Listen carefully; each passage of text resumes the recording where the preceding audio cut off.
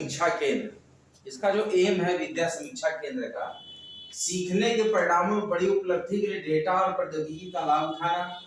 और विद्या समीक्षा केंद्र है कि इसमें 15 लाख से अधिक स्कूल, 15 लाख से अधिक स्कूल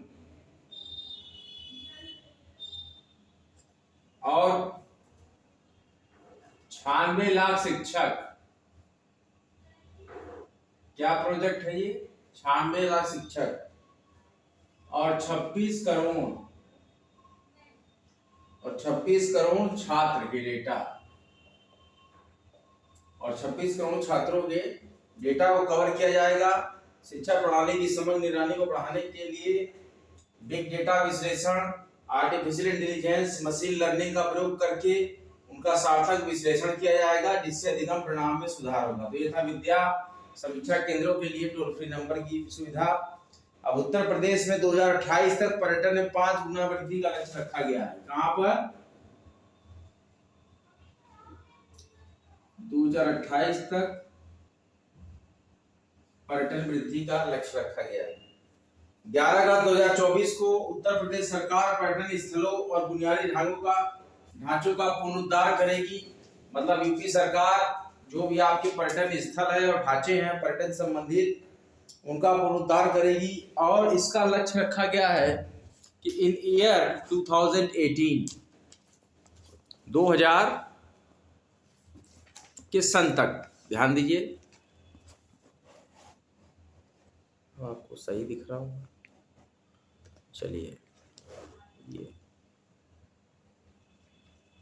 2028 तक कोशिश करेगी सरकार की 2028 तक, सन 2028 तक ये सारी चीज़ें हल कर ली जाए कि पर्यटन में हमारा जो है वृद्धि आ जाए। हमारे देश में क्या आ जाए? पर्यटन में 2028 तक वृद्धि आ जाए। ये लक्ष्य रखा गया है। कितने पर्यटन वृद्धि हम कहाँ तक बढ़ाएंगे? 5 गुना तक। कितनी वृद्धि? यूपी में पर्यटन में वृद्धि 2028 तक 5 गुना करने का लक्ष्य रखी सरकार। और 70,000 करोड़, इसके लिए क्या है? 70,000 करोड़, के का मतलब 1000 होता है। 70,000 करोड़ जीवीए, ग्रॉस सकल मूल्यवर्धन प्राप्त करेगी और 80 करोड़ पर्यटक को आकर्षित करेगी। क्या करेगी? 80 करोड़ टूरिस्ट को आकर्षित करेगी। यूपी सरकार राज्य में पर्यटन को बढ़ावा देने के लिए पिछले 7.5 वर्षों से पर्यटन स्थलों के पुनरुद्धार और परिवहन बुनियादी ढांचे को बढ़ाने के लिए अपना ध्यान केंद्रित कर रही है। इसी पहल के परिणाम स्वरूप पर्यटकों की संख्या में पर्याप्त वृद्धि हुई है। जहां 2023 में हमारे पास जो पर्यटक थे,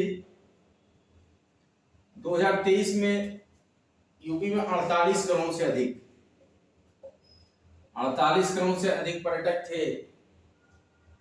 उत्तर प्रदेश की मनोरम सुंदरता का आनंद उठाया, जिसमें कि काशी, अयोध्या, मथुरा, चित्रकूट, प्रयागराज, नैमिषारण्य और गोरखपुर जैसे आध्यात्मिक महत्व के शहरों में पर्यटन बढ़ा है। यूपी सरकार इन शहरों में उच्च स्तरीय बुनियादी ढांचे में सुधार कर रही है और पर्यटकों को विभिन्न स्थलों को खोज करने के लिए प्रेरित कर रही है। सरकार hotel, guest house, home stay की पहुंच बढ़ाने पर भी ध्यान केंद्रित कर रही है। उत्तर प्रदेश में कृषि व्यवसाय परियोजना, उत्तर प्रदेश में कृषि व्यवसाय परियोजना क्या है? इस परियोजना में समझ लीजिए, उत्तर प्रदेश सरकार ग्रामीण आय को बढ़ावा देने के उद्देश्य से विश्व बैंक द्वारा वित्त पोषित 4000 करोड़ रुपए की कृषि व्यवसाय, किसके द्वारा? वर्ल्ड बैंक द्वारा। कितने का? 4000 करोड़ व्यवसाय, ग्रामीण क्षेत्र में कृषि व्यवसाय, 4000 करोड़ कृषि व्यवसाय और उद्यमिता परियोजना शुरू करने की तैयारी कर रही है। मतलब 4000 करोड़ तरीके का व्यवसाय सृजित करना चाह रही है, उतने रुपए का। और पूर्वी उत्तर प्रदेश बुंदेलखंड के 28 जिलों के किसान, पूर्वी उत्तर प्रदेश, ईस्ट यूपी और बुंदेलखंड मतलब दक्षिणी पूर्वी उत्तर प्रदेश और बुंदेलखंड के 28 जिलों 28 जिलों के किसान योजना को समझिए। कृषि समूहों, कृषि सूक्ष्म लघु एवं मध्यम उद्योगों MSME ये सभी शामिल है इसमें। देखिए बच्चों MSME भी शामिल है और इस परियोजना से 10 लाख किसानों को लाभ मिलेगा। कितने किसानों को? 1 मिलियन, मतलब 10 लाख किसानों को लाभ मिलेगा। 1 मिलियन किसानों को लाभ मिलेगा इस योजना से, जिनमें कृषि स्वयं सहायता समूह मतलब SHG सेल्फ हेल्प ग्रुप, तो एग्रीकल्चर के सेल्फ हेल्प ग्रुप से जुड़ी 30% ग्रामीण महिलाएं। SHG की कितनी ग्रामीण महिलाएं हैं? 30% ग्रामीण महिलाएं इस प्रोजेक्ट में शामिल है। इसमें 1 लाख मछुआरों को वित्तीय सहायता प्रदान की जाएगी उत्तर प्रदेश कृषि व्यवसाय परियोजना, और 500 किसानों को उन्नत कृषि तकनीक के प्रशिक्षण के लिए अंतर्राष्ट्रीय दौरे पर भेजा जाएगा। इंटरनेशनल ट्रेनिंग के लिए, इंटरनेशनल टूर पर भेजा जाएगा 500 फार्मर्स को। 500 फार्मर्स को इंटरनेशनल टूर पे भेजा जाएगा कृषि तकनीक की प्रशिक्षण के लिए, सीखने के लिए। और यूपी सरकार उच्च उपज देने वाली बीज किस्म और कृषि बुनियादी ढांचे में निवेश करने और कृषि क्षेत्र के लिए डिजिटल प्लेटफॉर्म विकसित करने और किसानों की आय बढ़ाने के लिए कार्बन डेटिंग बाजार का लाभ उठाने में किसानों की सहायता करने की आशा है। कार्बन बाजार की बात करते हैं।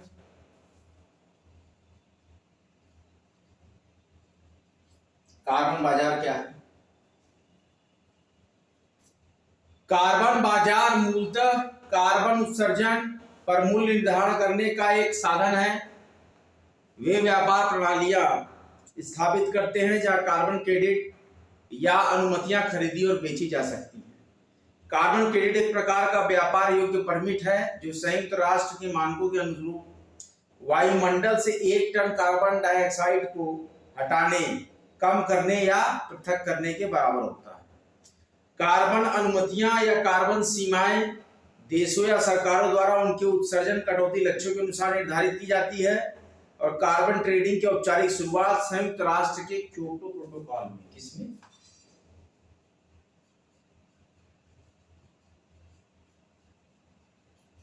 इसकी योजना कार्बन ट्रेडिंग 1997 में कार्बन ट्रेडिंग की औपचारिक शुरुआत की गई थी 1997 में क्योटो प्रोटोकॉल में। अयोध्या आदर्श सौर शहर, अयोध्या कहाँ है? इसको क्या बनाया गया है? अयोध्या को यहां देख लीजिए, आदर्श सौर शहर। सूर्य की ऊर्जा से चलने वाला बिजली जो यहाँ पर है नई यूज करके सूर्य की ऊर्जा से सारे संयंत्रों को और सरकारी ऑफिसों को चलाया जा रहा है, तो उसको बोलते हैं आदर्श सौर शहर। 1 अगस्त 2024 को उत्तर प्रदेश के अयोध्या ने सौर ऊर्जा संयंत्र के माध्यम से 40 मेगावाट विद्युत उत्पादन क्षमता हासिल की है, जिसके कारण अयोध्या को उत्तर प्रदेश सौर ऊर्जा नीति 2022 के अंतर्गत आदर्श सौर नगर का प्रतिष्ठित पदनाम प्राप्त हुआ है। इसकी नीति के अनुसार सौर शहर को ऐसे शहर के रूप में परिभाषित किया गया है जहां नवीकरणीय ऊर्जा संयंत्र पारंपरिक ऊर्जा के अनुमानित कुल मांग को कम से कम 10% तक कम कर सकते हैं। मतलब जो बिजली से आप बिजली की खपत करते हैं, इतना कोयला गवर्नमेंट का लगता है, इतना पानी का फोर्स लगता है, बॉयलर चलते हैं, तो आप ये सौर ऊर्जा का प्रयोग करके 10% बिजली की खपत को कम कर सकते हैं और खर्च को भी कम कर सकते हैं। तो ये योजनाएं कही जाती है सौर शहर की योजनाएं, कि जिसमें कि हम अनुमान लगाएं तो कम से कम 10% कम कर सकते हैं बिजली की खपत को। अयोध्या ने आवश्यक क्षमता से दोगुनी क्षमता हासिल करके इस मानक को पार कर लिया है, आदर्श सौर शहर का दर्जा प्राप्त करने के मानक को। यह संयंत्र NTPC national thermal power corporation green energy limited द्वारा कहां पे लगाया गया है? मांझा, अयोध्या के मांझा रामपुर, मांझा रामपुर हलवारा, कहां पे? मांझा रामपुर हलवारा और मांझा सराय राशि गांव में सरी नदी के पास स्थापित किया गया था। किसको? यह संयंत्र राष्ट्रीय ताप विद्युत निगम द्वारा राज्य सरकार ने सौर ऊर्जा संयंत्र परियोजना स्थापित करने के लिए एनटीपीसी ग्रीन एनर्जी लिमिटेड को 165.10 एकड़ भूमि, कितनी? 165.10 एकड़ भूमि, ₹1 प्रति एकड़ प्रति वर्ष की दर से 30 वर्षों के लिए पट्टे पर दी है।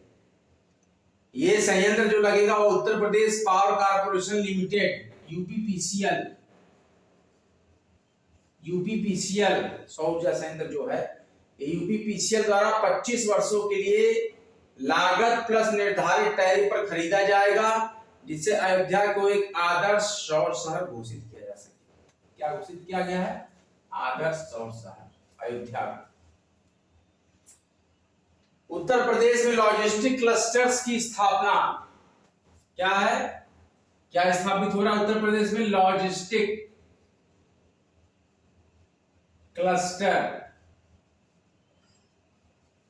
उत्तर प्रदेश में लॉजिस्टिक क्लस्टर की स्थापना की जा रही है। ये देखिए लॉजिस्टिक क्लस्टर ये लिखा है।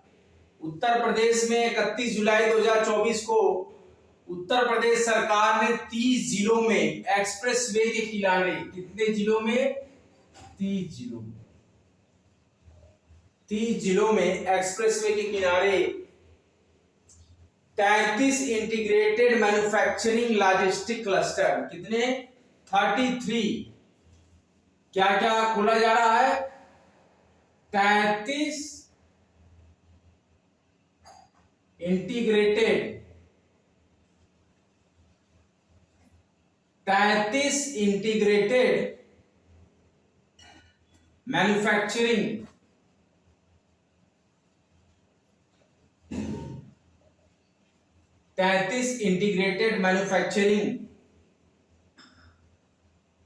एंड लॉजिस्टिक क्लस्टर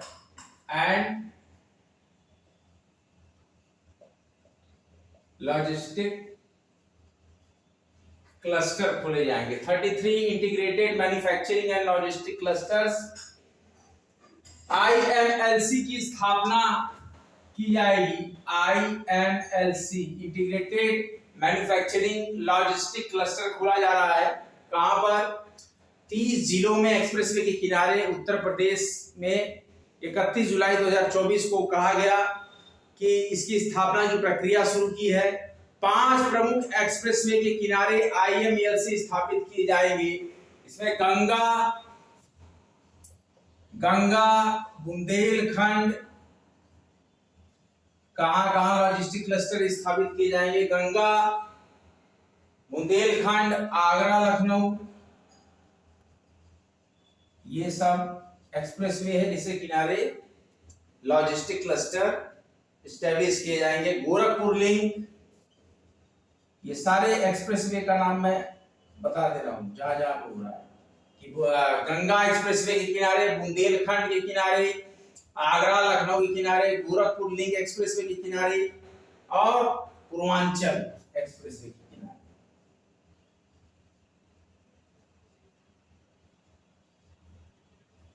इतने एक्सप्रेसवे के किनारे खोला जाएगा। आगरा लखनऊ एक्सप्रेसवे के किनारे आगरा और अलीगढ़ में डिफेंस कॉरिडोर के निर्माण के लिए अतिरिक्त भूमि आवंटित की जाएगी। फिरोजाबाद, इटावा, कन्नौज में इंडस्ट्रियल कॉरिडोर को IMLC के रूप में विकसित किया जा रहा है, मतलब integrated manufacturing and logistic cluster IMLC। सभी अनुसूचित परियोजनाओं के लिए पर्यावरण और वन मंजूरी आवश्यक है। उत्तर प्रदेश एक्सप्रेसवेज औद्योगिक विकास प्राधिकरण UPEIDA ने परामर्श अभिकरण का चयन करने के लिए प्रस्ताव के लिए अनुरोध RFP प्रक्रिया शुरू की है। UPEIDA क्या है संस्था का नाम? UPEIDA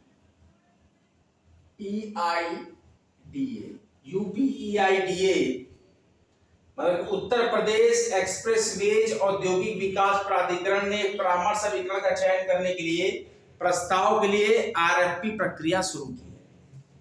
क्या शुरू की है? एक RFP प्रक्रिया शुरू की है। किसने? UPEIDA का मतलब है उत्तर प्रदेश एक्सप्रेसवेज औद्योगिक विकास प्राधिकरण। उत्तर प्रदेश एक्सप्रेसवेज औद्योगिक विकास प्राधिकरण ने एक परामर्श अभिकरण का चयन करने के लिए प्रस्ताव के लिए अनुरोध यानी कि RFP प्रक्रिया शुरू की है। सभी अनुसूचित परियोजनाओं के लिए पर्यावरण और वन मंजूरी आवश्यक है। उत्तर प्रदेश एक्सप्रेसवेज औद्योगिक विकास प्राधिकरण UPEIDA ने एक परामर्श अभिकरण का चयन करने के लिए प्रस्ताव के लिए RFP प्रक्रिया शुरू की है।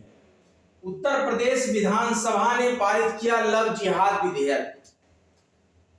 30 जुलाई 2024 को उत्तर प्रदेश विधानसभा ने जबरन धर्म परिवर्तन विरोधी विधेयक पारित किया है, जिसे उत्तर प्रदेश विधि विरुद्ध धर्म संपरिवर्तन प्रतिषेध संशोधन विधेयक 2024 नाम दिया गया है। इस विधेयक के तहत विशिष्ट परिस्थितियों में दोषी सिद्ध किए गए अपराधियों के लिए अधिकतम आजीवन कारावास की सजा का प्रावधान किया गया है। इस विधेयक में धोखाधड़ी या जबरन धर्म परिवर्तन